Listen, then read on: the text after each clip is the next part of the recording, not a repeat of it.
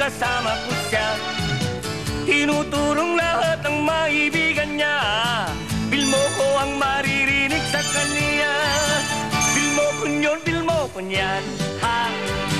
Tinuturo ang kanyang kursunada. Bilmo ko yun, bilmo ko niyan, ha? Masusunod pa rin ang aking nobya. Bilmo ko yun, bilmo ko niyan, ha? Sagot ko siyempre, sige, kayang-kaya.